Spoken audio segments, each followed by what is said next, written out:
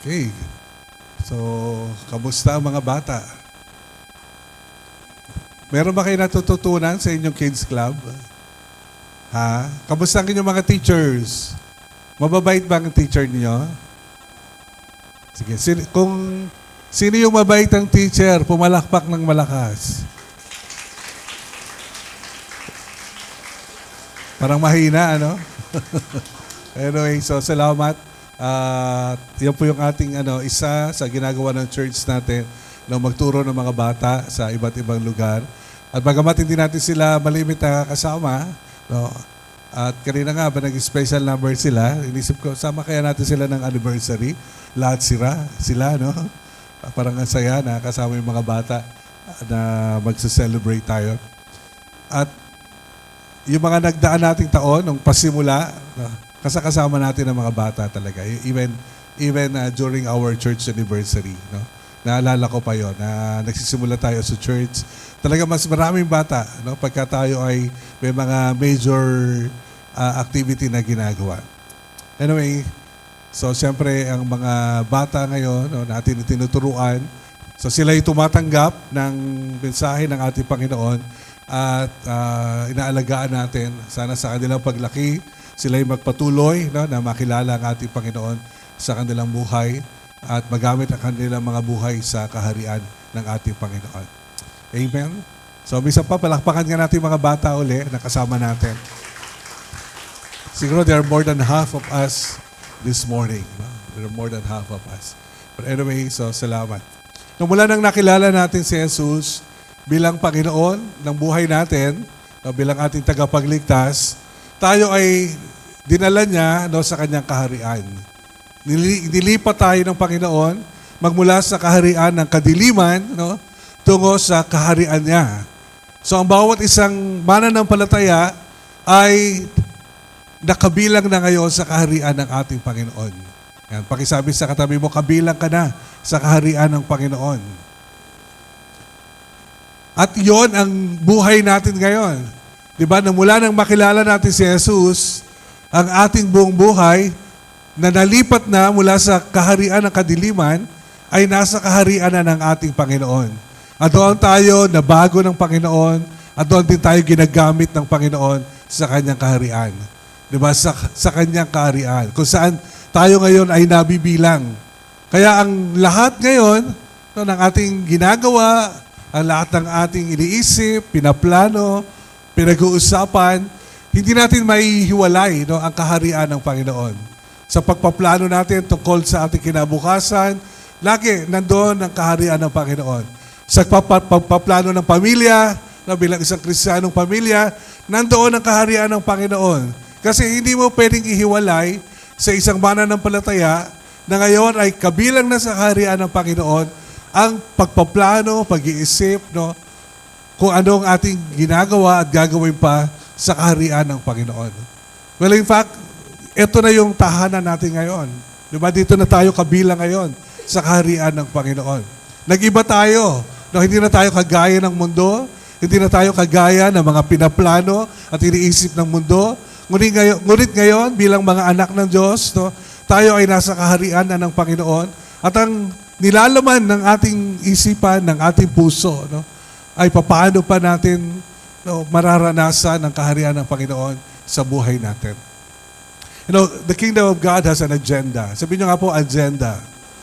Agenda. Di ba? Pag may agenda ka, ibig sabihin, yun yung pumapalibot. Ano, yung mga bagay na pumapalibot doon sa agenda mo, sa mga ginagawa mo, ay dahil doon sa agenda mo, sa gusto mong mangyari. No? Ang gusto mangyari ng Diyos, no, sa kanyang kaharian. Meron siyang gustong mangyari sa kanyang kaharian. So what is God's agenda, or God's kingdom agenda? Now, God has an agenda. He has His kingdom agenda na gusto niya na mangyari. No, gusto niya na maranasan natin. Gusto niya na maging buhay natin, no, bilang kanyang mga anak. No, if you have an agenda in life, kung ano mang field, no, na nandun ka. For example, if you are in politics, no, it's impossible to not have an agenda in politics, no. Kaya nga ngayon, nadi-divide tayo, majority and minority. And both parties has an agenda, no? But the sad thing is, pagka yung agenda mo is just be against the other's agenda. Di ba? Ayaw mo niyan kasi yan yung kaisipan nila. Ayaw mo niyan kasi yan yung agenda nila at hindi yan ang agenda natin. Ito ang agenda natin. No? So ito dapat natin gawin. So ang problema, if you have your personal agenda, and most of the time that is a selfish agenda, no? It's not the agenda of God, it's not the agenda of God's kingdom. And then you will be, you will be led in a different direction. Mari mong gawin yung gusto mong gawin, gusto mong kung saan ka sisikat, kung saan ka magiging popular, no, at yayaman, no, because of those agendas. So notice, and just take time to notice, no, what's the agenda, what's in the agenda of these people, no? What's the agenda of these politicians? What is the agenda of God? What is your agenda? No? So God's kingdom agenda should be our agenda. No? Ito rin dapat ang gusto natin na ginagawa sa buhay natin. So number one, what is God's kingdom agenda? For me, God's kingdom agenda, for us, as God's people, is to host His glory. It is to host the glory of God. That is, if not the number one, no, in God's kingdom, no, but it is for us to experience the glory of God, the presence of God. No. That is God's agenda of His kingdom. No. To host the presence of God. No. Hosting the presence of God. Yon ang unang agenda natin. Paano natin masasabi that God's kingdom is here? Or the enemy's kingdom is here? If God's presence is here, then God's kingdom is here. If the enemy's presence is here, then the kingdom of the enemy is here. It's the presence, no? It's all about the presence of God. So, our agenda is to host the presence of God. No? Paano natin po mararanasan ang presensya ng Diyos? No? Yun ang una nating agenda. No? Well, in fact, kung ito yung focus natin, no? Susunod yung marami sa buhay natin. No? Susunod yung iba nating mga gustong mangyari sa buhay natin. In the past, masyado tayo naka-focus, no, sa buhay natin, sa sarili natin. Kahit yung magagandang bagay, no, parang ano yung mga gusto mo mangyari sa buhay mo, kahit yung magaganda, ay nakakahadlang, no, para sa presensya ng Diyos sa buhay natin. Kung minsan, masyado tayong focus, no, sa mga bagay na gusto natin mangyari, kahit magagandang bagay, no, na nalilimutan natin na ang ating unang dapat, no, na iniisip, nararanasan ay yung presensya ng Diyos sa buhay natin. No, ang kabanalan, no, ang personal na kabanalan ay maganda, no, na pagsikapan, no. Pero kung nakatuon ka na lang sa personal na kabanalan mo at hindi doon sa presensya ng Diyos sa buhay mo, mahirapan ka. No? Mahirapan ka. Kasi ang nagpapabanal sa atin ay ang presensya ng Diyos sa buhay natin. So sa halip na nakafocus ka sa sarili mo, ang itatanong mo, kasama mo ba ang Diyos? Kasama ko ba ang Diyos? Nararanasan ko ba ang Diyos? No? Kapag yon ang tiningnan mo sa buhay mo, sa pamilya mo, no, susunod yung kabanalan, susunod yung gusto mong mangyari, no, ayon sa kalooban ng Panginoon. So sabi ni Moses in Exodus chapter 33, verses 15 to 16. And he said to him, to our God, no, to Yahweh, sabi ni Moses, if your presence will not go with me, do not bring us up from here. Moses is a leader. He's the leader of a nation. And how many people during this time? There are about 2 million to 3 million people. And Moses is the leader of that nation. Pero sabi ni Moses, Lord, Father, no? God, if your presence will not go with me, as a leader, you need to be responsible, no? If your presence will not go with me, then do not bring us from here. No, that's leadership, no? That's being accountable. That is leading, no? God, if you will not go with me, do not bring us anywhere. If you will not be with me, your presence will not be in me, no? Then don't bring us up from here. Sabi niya in verse 16, for how shall it be known that I have found favor in your sight?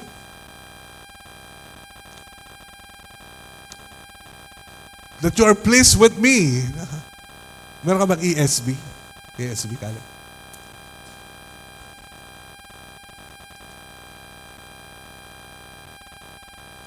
I'm having more reading in ESV lately, no? Although NIV, diyan ako lumaki sa NIV, pero recently I'm having more readings in ESV, English Standard Version. No?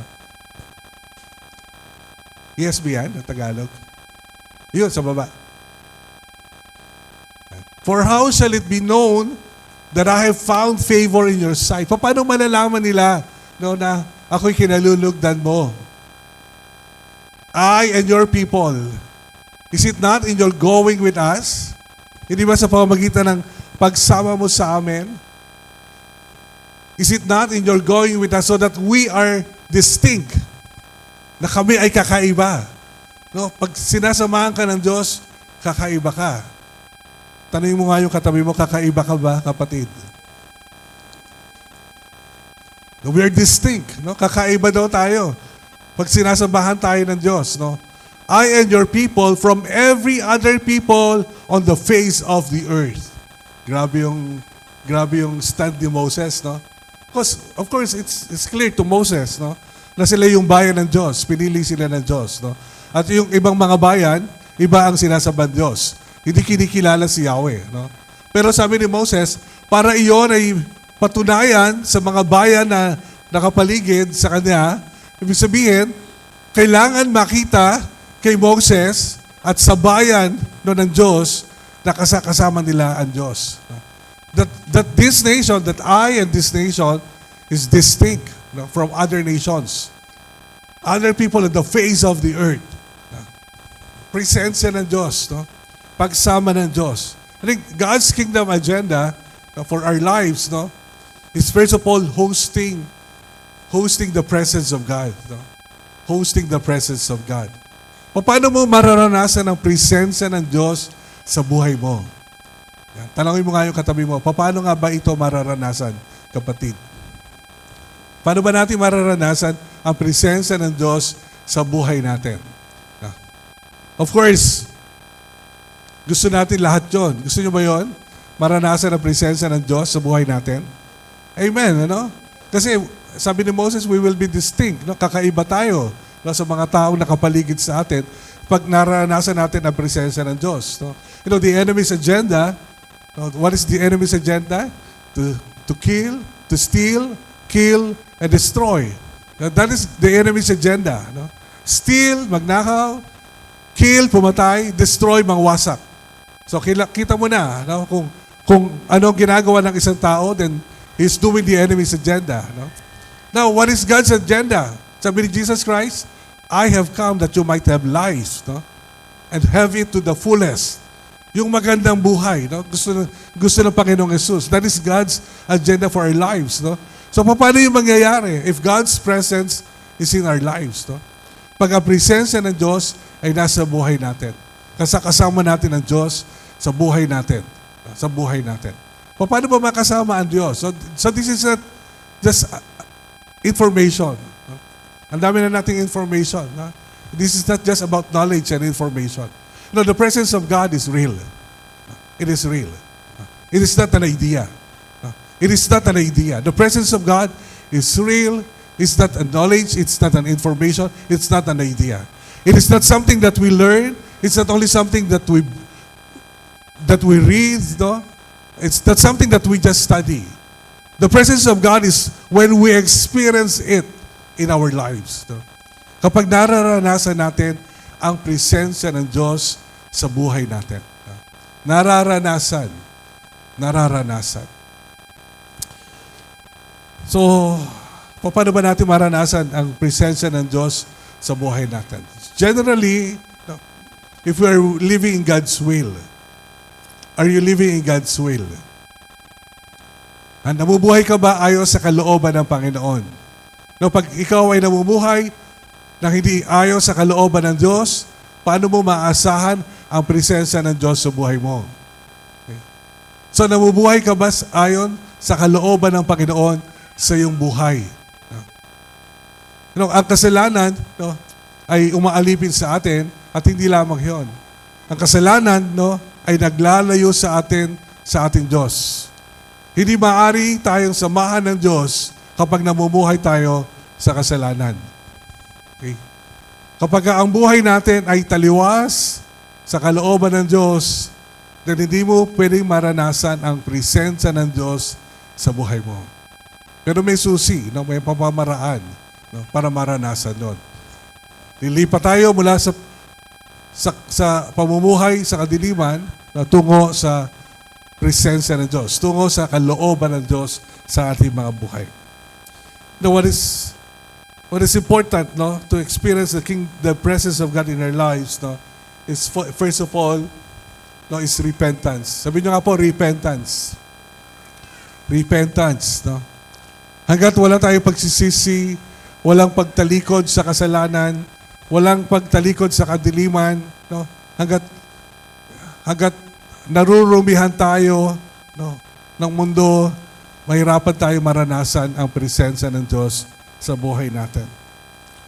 No, sa isang tahanan, no, na gusto mong maranasan ng Diyos, no, ang presensya ng Diyos, no, sa inyong tahanan, it start with repentance. Ano yung mga dapat nating ihingi ng tawad sa Panginoon? No? Ano yung mga kasalanan, no, na namamalagi sa ating mga tahanan? Ano yung mga kasalanan, no, na ginagawa ng miyembro ng ating tahanan? No? Kailangan matukoy natin doon ang mga bagay na yon, no, ang mga bagay na hindi ayon sa kalooban ng Panginoon na nasa tahanan natin, kailangan nating ihingi ng tawad. Kung gusto nating maranasan ang presensya ng Diyos sa ating tahanan. It start with repentance, no? At ganoon din sa buhay natin. Tayo ay templo ng Banal na Espiritu na dapat sana ay nananahan sa atin ng Banal na Espiritu. Ngunit kung merong dapat ihingi ng tawad sa ating Panginoon na kasalanan, hindi nakakakilos ang Banal na Espiritu sa buhay natin. Paano natin maranasan ang presensya ng Diyos, no, kung merong namamalagi sa buhay natin at sa ating tahanan, no, na kasalanan? So it starts with repentance. No? Kailangan ang pagsisisi and then pag-aalis, no, the removal of the defiled things. No? Pag-aalis ng mga maruruming bagay na sa buhay natin. No, ang Diyos ay banal.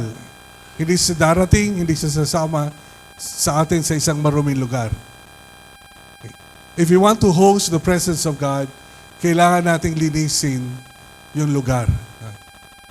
Magmula sa buhay natin, alisin yung mga bagay na nakarumi sa atin, the defilement of our lives.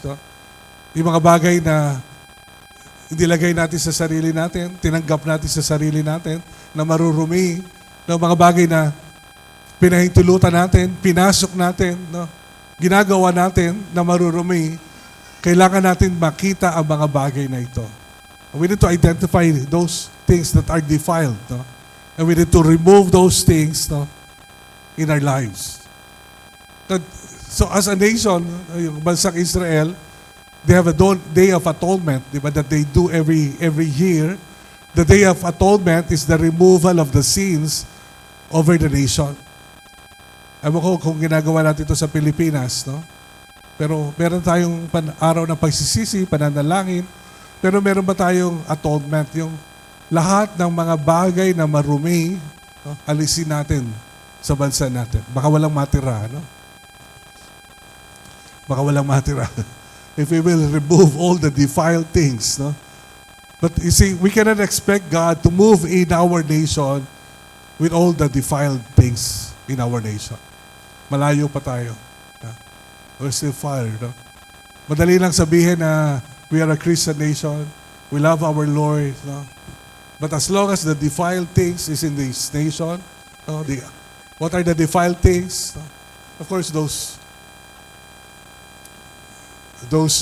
objects, no, that we allow, no, in our nation. Hindi ko alam kung maintindihan ito ng mga bata. Siguro sa bahay na lang, di ba? Yung mga bagay na marurumi, no, na pinayagan natin sa bahay natin na baka pasok, no, dapat alisin natin. Ilabas natin.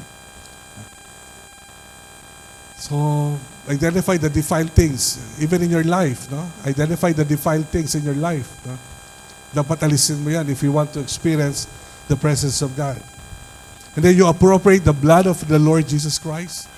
No, that only the blood of Jesus Christ, no, can clean all those defilement, can clean all those sins. No? Wala na pong mas mabisa pa, no, sa dugo ng ating Panginoong Yesus na panlinis.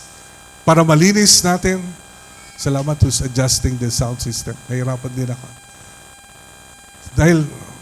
Dahil yung mga karumihan sa ating pong buhay, no, ay kailangang malinis at walang makakapaglinis nito, no, kundi ang dugo ng ating Panginoong Yesus.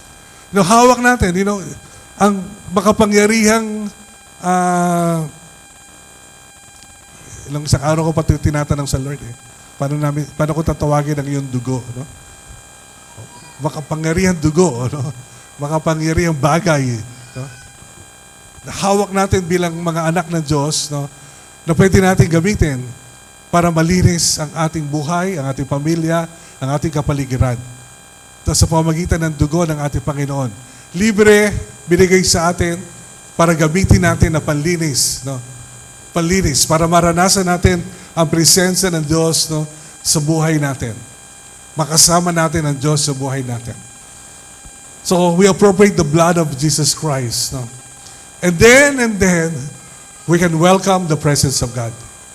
We cannot just simply welcome the presence of God without cleansing first the place. Sana this should be the content of our prayers, no? Especially the opening prayer. Paano mo aandiyahan ng Diyos na Panginoon, samahan niyo po kami. Marumi pa. Diba? Makasalanan pa. So, darating ang Diyos kapag nalinis natin.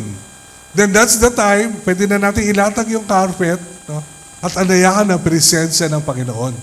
No? Pag nalinis natin yung lugar.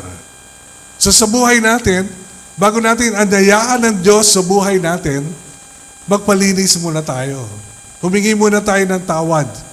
Alisin mo muna yung maruruming mga bagay sa buhay mo. Tapos linisin mo muna ang buhay mo sa pamamagitan ng dugo ng ating Panginoong Yesus. No? At pag nalinis na yung buhay mo, no, yung sarili mo, then maaari mo nang andayahan ang presensya ng Diyos sa buhay mo.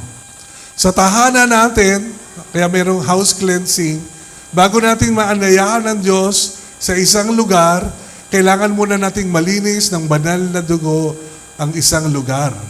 Alisin ang maruruming bagay, ihingi ng tawad ang mga kasalanang nagawa, no, doon sa lugar na yon, mamagitan, para sa gayon, mapatawad, at pag napatawad, nalinis yung lugar, pwede na nating andayahan ang Panginoon sa buhay natin.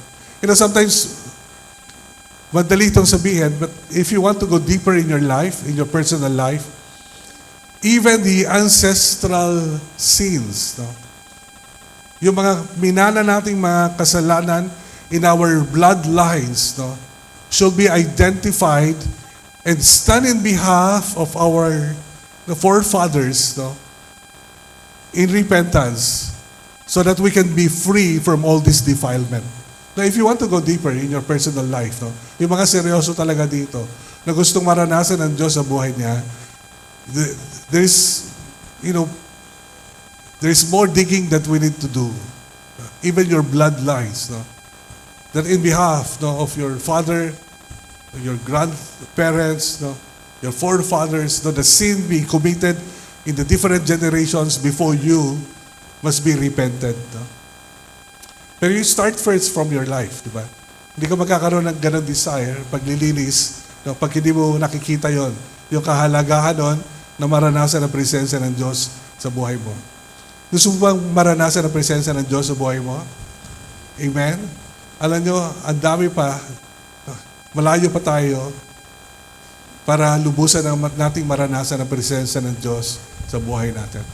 Ang dami pang paglilinis na kailangan gawin. Ang dami pa. So for me, that's number one. That is God's kingdom. For God's kingdom agenda is hosting the presence of God. So whenever we gather here, as an ecclesia, as a church, we want to experience the presence of God. We want to host the presence of God. So as well in our homes, no, and in our community, that is our number one concern. Kasama ba natin ang Diyos? Yan, tanongin mo nga yung katabi mo, kasama mo ba ang Diyos?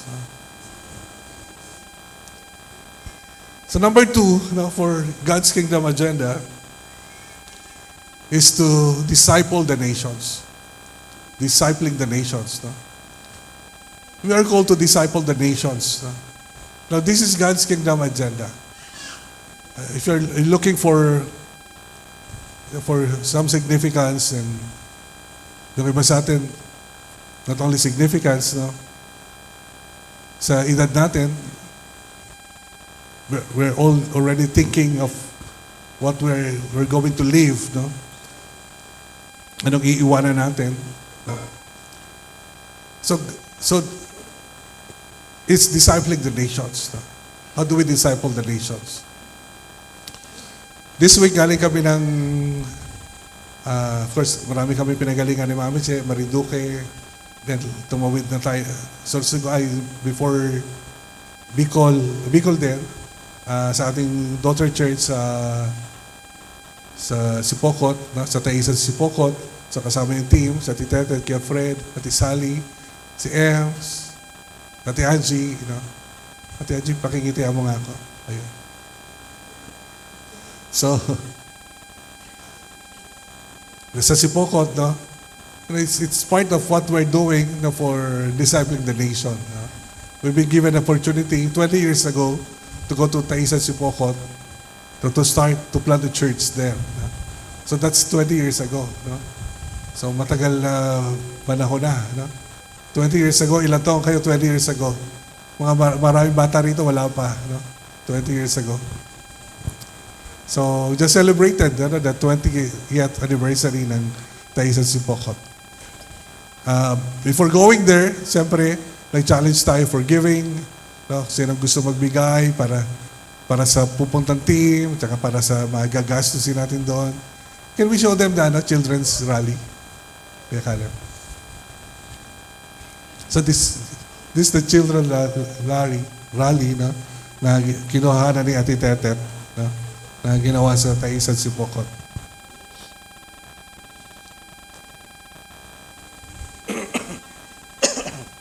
Yan.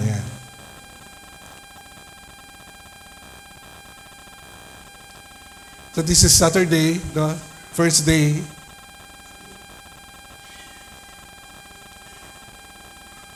Lagyan mo ng sound, Kuya Caleb. Naka-mute kayo. Naka-mute. Ayan.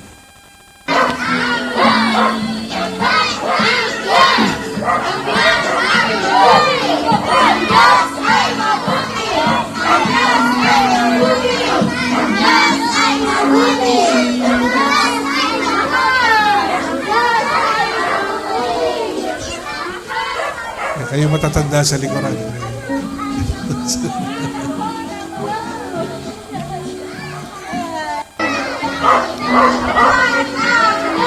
So, umikot sila doon sa Taisan, no? Meron silang sound system. Kasi may mga placard to mga bata. Pagkatapos, ito, kasi nandun sila sa kids club, no? So, nag-aaral sila. Then, pagkatapos doon, punta sila sa labas, umikot sila, no? At hindi ko na alam yung mga sinisigaw nila. Ang Diyos ay mabuti, no? Jesus reigns. So, yung mga bata, di ba, nakakatuwa. So this is part of what we're doing, no, as a church. No? We want to be a part of discipling the nations. No? Of course, we need to be engaged. No? At gano'n yung pamamaraan, no, na alam natin na gawin natin, na magsimula ng gawain sa isang lugar, no, para makakilala ang mga tao ron, na mabago ang mga tao, at mabago rin yung lugar. Di ba?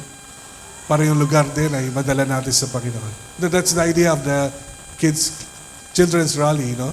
Na somehow, no, they're shouting yung angelyo, no? Shouting in the realm, no? The spirit realm and the physical realm, no?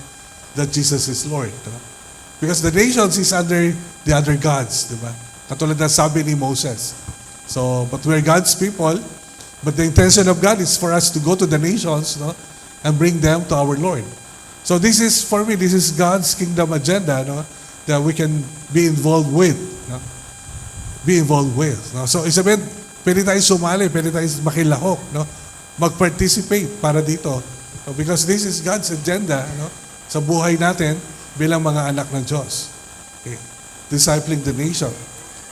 So, actually, may need ito ngayon. No? Ano yung need nila? Yung post, may ginawa si Auntie Tetet na poster. It will be posted, no, in our Facebook account. No? But we're to restore, sige daw, rebuild, Comlab Taisan. So punta kami doon, hindi na namin natulugan yung lugar, hindi katulad dati, di ba? Doon tayo natulog. So ngayon, hindi na kami nakatulog doon kasi sira na yung wall, ano? Yung dingding natin, sira na. Tapos yung bubungan natin, butas-butas na, ano? So, malaki yung construction na kailangan gawin. So for the meantime, no, para mas madali, no, kasi may mga gamit tayo doon sa loob, ay kailangan muna natin na remedyohan muna, no, bago tayo mag-concrete. Maraming idea na malaki yung gusali, gawing konkreto, no. Pero ang urgent, no, is mag-repair muna tayo. That is the urgent, no. So sabi dito, let us build together and pray together for the repairs of Comlab Taisan Mission House. No? So funds, yung huling part, funds will support roof repairs, wall patching, painting, and safety improvements. No? So you may give your donation to Lilet Sabobo. So ibig sabihin, this is part of God's agenda. No? Na we are to disciple the nations, we are to reach to other places, no, for our Lord. And I hope we're engaged. No? Kasali ba tayo dito? Tanungin mo nga yung katabi mo, kasali ka ba rito? Okay. So that's number 2, no? Discipling the nations. Hindi ko na i-discuss yung iba. But number 3, for God's kingdom agenda, for me, is raising up sons and daughters. No? Raising up sons and daughters. Discipleship. No? That is, one of the major agenda that we have from our Lord. No? To raise up sons and daughters. To raise up disciples. To raise up the remnants. No? So, and ito yung bahagi, na isang bagay, na hindi natin maitatanggi lahat, na kasama tayo dito. We are being discipled, we're being raised up as sons and as a son or as a daughter, but it's at the same time we are raising up disciples.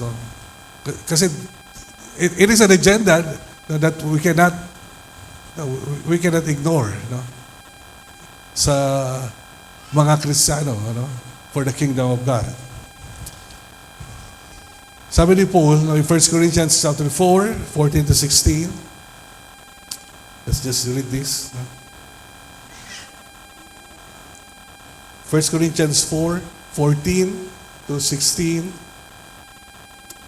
I do not write these things to you to make you ashamed, but to admonish you as my beloved children. As my beloved children. For though you have countless guides in Christ,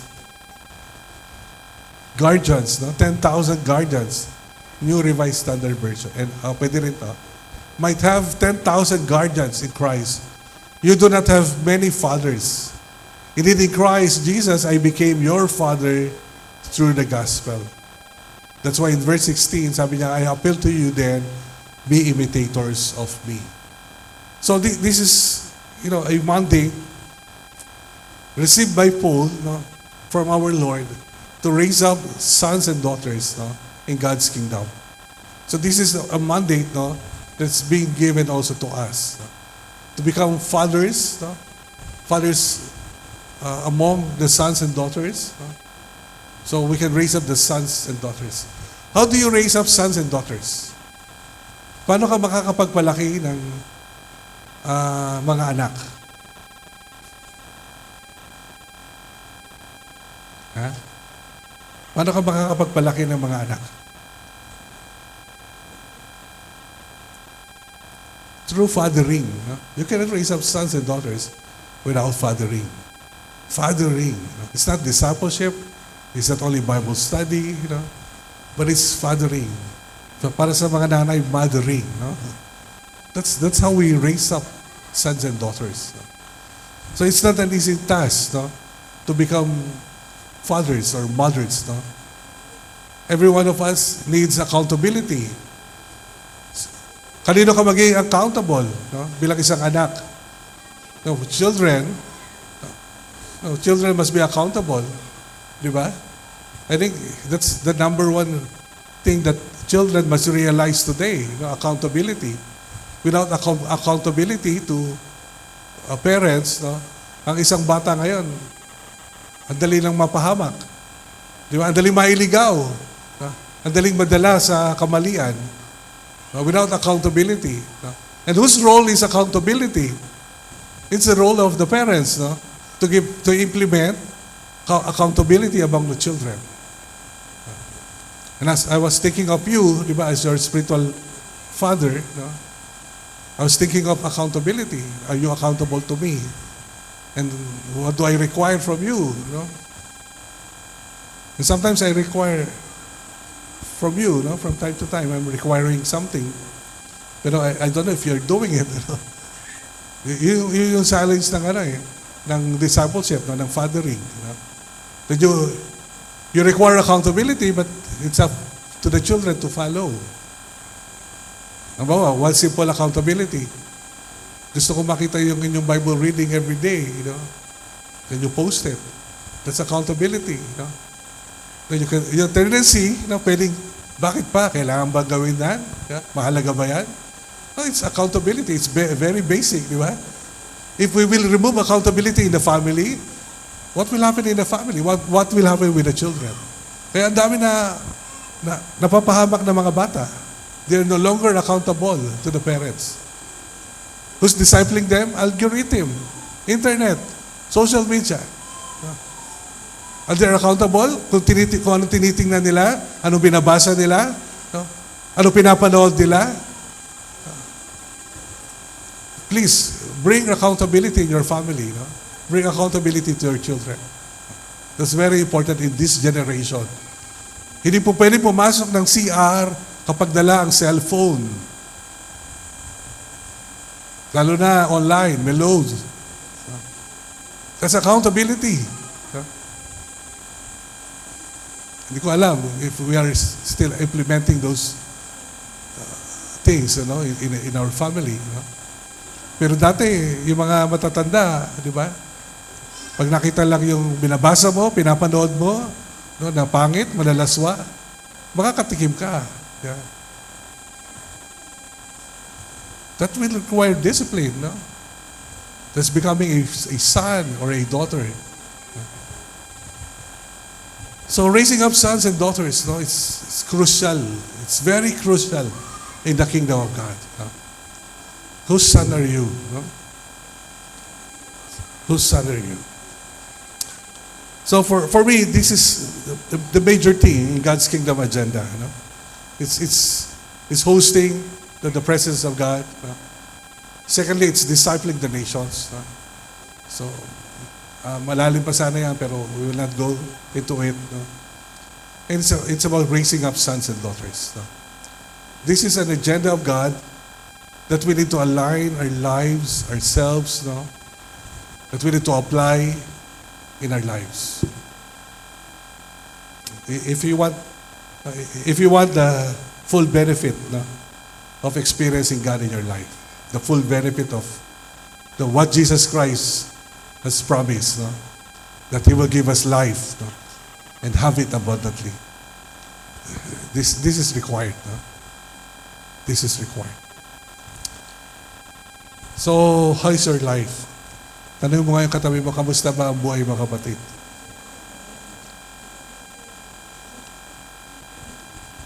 No, do you know that we are all accountable to our God?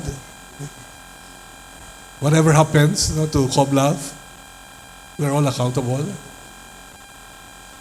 Hello? Lahat po tayo may pananagutan sa Diyos kung ano ang mangyayari sa Comlove. Hello? Kung ano ang mangyayari sa Comlove. Lahat tayo may pananagutan sa Diyos. Lahat tayo. So don't just sit and observe, no, and watch. You need to participate. You need to participate, no, for God's kingdom agenda. For God's kingdom agenda. Kukunti kayo last Sunday, Das Marinas. Sana naisip natin, what is your part? What is your part? Tanong mo yung katabi mo, anong bahagi mo?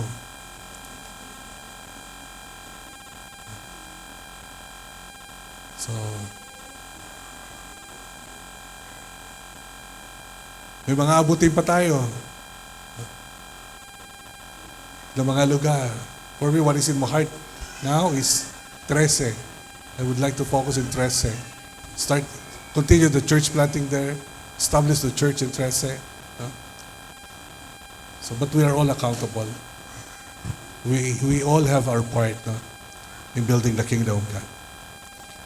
So that is God's kingdom agenda, and I hope that will be your agenda too.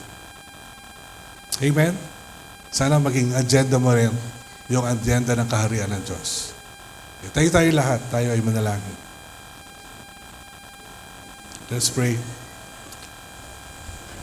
Aming dakilang Ama, maraming pong salamat sa nais niyo po na ipagawa sa amin. Napakalinaw, Lord, na ang aming buhay, Panginoon, ay meron pong kapakinabangan, Ama, sa daigdig na ito. Maraming pong salamat. At dalangin ko po ang patuloy na pakikisa ng bawat isa, Lord, na magampanan po namin ang aming mga bahagi, Panginoon, para sa iyong paghahari, Panginoon. At salamat, Ama, dahil sa aming pagsunod sa inyo, pag-aalay ng aming mga puso sa inyo, ng aming mga buhay, Ama, patuloy na nararanasan namin kayo. Kaya maraming po salamat. Thank you for being in this place, Lord. We have consecrated this place, Lord, and cleansed this place, Lord God, by the blood of our Lord Jesus Christ, Lord. And we have invited you in this place, Lord God. So continue, Lord, to move in our midst, Lord, this morning. Move in our hearts, Lord. Move in every home, Lord, that is being represented this morning, Father. Thank you, Father. Thank you, Lord. Salamat po, Ama. Salamat ng marami sa iyong mga salita, Panginoon, ngayong umaga. Nawa ito po'y patuloy na magturo sa amin, Lord, na mga dapat po namin gawin bilang iyo po mga anak. Sa iyo nga po, Ama, ang pinakamataas na kapurihan sa pangalan po ng Panginoong Jesus. Amen. Amen.